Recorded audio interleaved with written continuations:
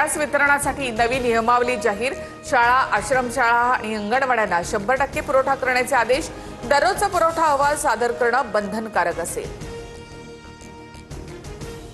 Gas सिलेंडरसाठी रांगेत उभं राहणाऱ्या ग्राहकांना सरकारकडून खुशखबर। आता घरगुती सिलेंडर व्हॉट्सअप, SMS आणि ॲपद्वारे बुक करता येणार। युद्धाच्या झळामध्ये असं अमेरिकेचे तीनही नेते सांगतात। त्यामुळे काँग्रेसने देशाची बदनामी थांबवावी। गॅस वितरणात कोणत्याही त्रुटी नाहीत, मुख्यमंत्री फडणवीसांचं काँग्रेसला प्रत्युत्तर। मुंबई आणि पुण्यामध्ये आजही सिलेंडरसाठी नागरिकांच्या रांगा। रिकामे सिलेंडर घेऊन नागरिक वेटिंगवर। गॅस एजन्सीच्या बाहेर ग्राहकांची मोठी गर्दी।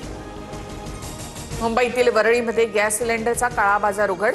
शिधा वाटप विभागाच्या धाडीमध्ये अवैध विक्री करणाऱ्या टोळीचा पर्दाफाश। गोपनीय माहितीच्या आधारे कारवाई। राज्यभरात घरगुती गॅस सिलेंडरचा काळा बाजार उघड। पुरवठा विभागाकडून जालन्यातून 59 तर भंडाऱ्यामधून 37 सिलेंडर जप्त।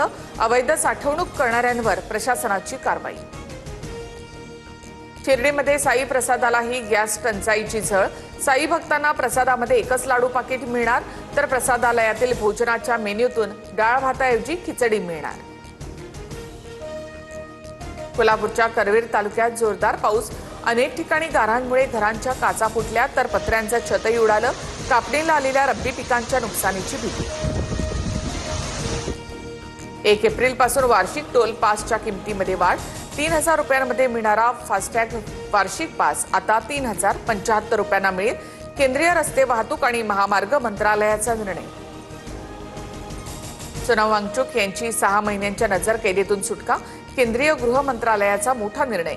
विविध समुदाय, नेते आणि महत्त्वाच्या व्यक्तींशी संवाद साधल्यानंतर निर्णय।